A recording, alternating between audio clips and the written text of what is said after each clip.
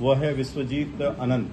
किसी न किसी रूप में जमीनों पे कब्जा करने को लेकर इस साल जनपद उपाध्यक्ष के पद पर चयनित हुआ और फिर 25 तारीख को मुख्य रूप से इनके द्वारा योजना बनाई गई। वहाँ ये लोग प्रतिदिन अपने रिश्तेदारों के साथ, अपने परिवार के साथ बैठते हैं। अगर अब तक आपने सिटी बॉक्स चैनल को सब्सक्राइब नहीं किया है तो कर लीजिए, क्योंकि आप सब्सक्राइब करेंगे सबसे पहले आपको खबरों की नोटिफिकेशन मिलती रहेगी। और एक जरूरी बात, आपके कमेंट हैं, झुकना मत, डरना मत, पीछे मत हटना, अच्छा कर रहे हो, कुछ सहयोग लगेगा तो बताना।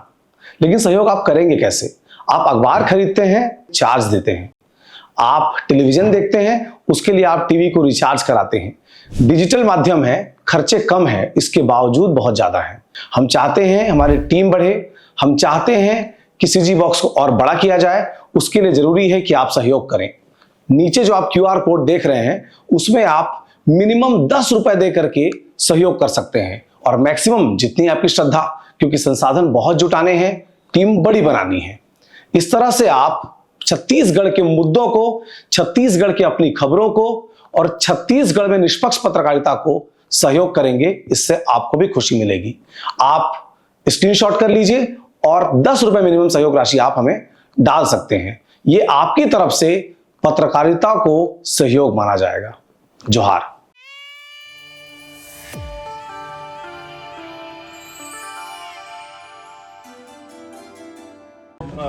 मस्तूरी में गोली कांड हुआ था, जिसमें कि नितेश सिंह और राजू सिंह और चंद्रकांत सिंह, इनको निशाना टारगेट किया गया था। इसके पीछे मुख्य जो कॉन्स्पिरेटर है, मुख्य आरोपी है, वह है विश्वजीत अनंत, जो कि मस्तूरी का ही रहने वाला है और इसकी पुरानी रंजिश भी रही है किसी न किसी रूप में जमीनों पे कब्जा करने को लेकर और एक क्षेत्र में वर्चस्व की लड़ाई को लेकर।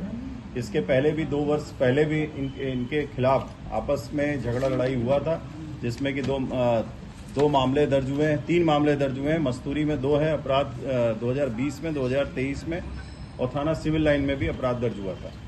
तब से और भी इनके बीच में एक तनाव की स्थिति थी। अचानक से इन लोगों के द्वारा ये जो वहाँ पर कुछ परिस्थितियां भी चेंज हुई। नितेश सिंह जो है इस साल जनपद उपाध्यक्ष के पद पर चयनित हुआ, पदस्थ हुआ, तो उसके बाद से और भी इनके बीच में चिढ़ हो गई थी और ये लगातार प्लानिंग कर रहे थे। इनका षड्यंत्र चालू हुआ है 19 तारीख से। 19 तारीख को इन लोगों ने कुछ शहर के लड़कों को और कुछ 1-2 बाहर के भी लड़के हैं जो अपने ज़िले से बाहर के हैं, उनको बुलवाया और उनके सामने हथियारों का डिस्प्ले किया। जैसा कि आमतौर पर जो ऐसे हथियार जो होते हैं, जो पहली बार लेके उसको शौकिया तौर पे फोटो वगैरह खिंचवाते हैं, उसका वीडियो है, सब वीडियो फुटेज है सभी। और फिर 25 तारीख को मुख्य रूप से इनके द्वारा योजना बनाई गई। इस बीच में इन लोगों ने रैकी की। चूँकि नितेश सिंह मस्तूरी जो चौक है, वहाँ पर इनका ऑफिस है, वहाँ ये लोग प्रतिदिन अपने रिश्तेदारों के साथ, अपने परिवार के साथ बैठते हैं, बाहर बैठते हैं। वहाँ पर रैकी करके और फाइनली 28 तारीख को शाम को 6 बजे के आसपास ये जाके लड़के, जिसमें कि ये लड़के हैं और जो मुख्य आरोपी है विश्वजीत अनंत, ये स्वयं नहीं गया, इसने पूरी तैयारियां की, तैयारी करवाई, पैसे उपलब्ध कराए हैं। पूछताछ में अभी बहुत ही जल्दबाजी होगी कि हम बहुत सी चीज़ें खुलासा करें, उसको कड़ी दर कड़ी और भी आगे इसके षड्यंत्र में और भी कोई अगर होगा उसको भी देखेंगे। लेकिन विश्वजीत अनंत इसका मुख्य आरोपी है। अरमान उर्फ बलमजीत अनंत, चाहत उर्फ विक्रमजीत, मोहम्मद मुस्तकीम उर्फ नफीस, जो कि बाकी लड़कों को ले जाने वाला था, मोहम्मद मतीम उसी का भाई है, और 2 विधि से संघर्षरत बालक हैं। तो इन सभी के द्वारा, जिसमें कि अरमान मोटरसाइकिल में था, उसके साथ मोहम्मद नफीस था, चाहत के साथ ये विधि से संघर्षरत एक बालक था, और इस तरीके से ये लोग गए और अंधाधुंध उसके ऊपर गोली चलाना चालू किया। और चूँकि इनके द्वारा बहुत ज़्यादा प्रोफेशनल इनकी कोई ऐसी वो नहीं है, फायरिंग का उनको अभ्यास नहीं है, इसलिए इन लोगों ने हड़बड़ी में गोली चलाई और वो उसमें उसको ग्रेस है, गॉड ग्रेस है कि वो लोग बच गए। ये असला कहाँ से इन लोगों को उपलब्ध हुआ? हाँ, इसके लिए भी हम लोगों ने काफ़ी इसमें इनपुट लिए हैं। शीघ्र ही आपको ये सब चीज़ें, ये ऐसे भी अपराधी पकड़े जाएंगे जहाँ से इनको कि ये सप्लाई हुआ है। करना था, वहाँ कितने लोग थे? कहीं नहीं यार, confusion की स्थिति 3 लोगों को टारगेट किया हुआ। तीनों को? 3 का टारगेट था। किन को टारगेट किया? जो 2 घायल हुए हैं और 1 नीतीश। मिल भी गए उनको मेन जगह हाँ। पे। ठीक है। ठीक। सर नितेश सिंह की तरफ से भी फायर किया गया था। हाँ, नितेश सिंह की तरफ से उनके लाइसेंसी गन से, लाइसेंसी पिस्टल से फायर किया गया था, जिसका कि एक जो वास्तव में उसके लाइसेंसी पिस्टल का उपयोग किया जाना चाहिए, उस उपयोग करने से ही ये लोग आरोपी जो भाग गए वहां से। सर और हवाई फायर किया। अपराधियों को एक ही जगह से पकड़ा है कि अलग अलग? नहीं, अलग अलग जगह से।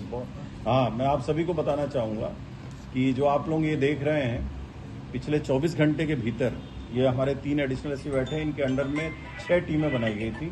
इन लोगों ने दिन रात, कल से आज तक, अभी तक घर नहीं गए हैं लोग। तो जो ये डेडिकेशन के साथ काम किया गया, नहीं, अपराधी काफ़ी दूर निकल जाते हैं और निश्चित रूप से उनको पकड़ना फिर थोड़ा मुश्किल होता है। पकड़ में आते वो, ऐसी बात नहीं है, लेकिन कुछ टाइम लगता है। इसीलिए 24 घंटे के भीतर ये सारे आरोपी पकड़े गए और सारा कुछ इसका खुलासा हो सका। सर, एक बड़ी चुनौती थी इस पूरे मामले को उजागर करने में। यही चुनौती तो हम लोग लेते हैं। नहीं, सीसीटीवी फुटेज खंगालना, फिर उसमें करीब 100 से अधिक सीसीटीवी फुटेज हैं, लिए गए हैं, जो करीब 20-22 लोगों के साथ पूछताछ की गई, इंटरोगेट किया गया।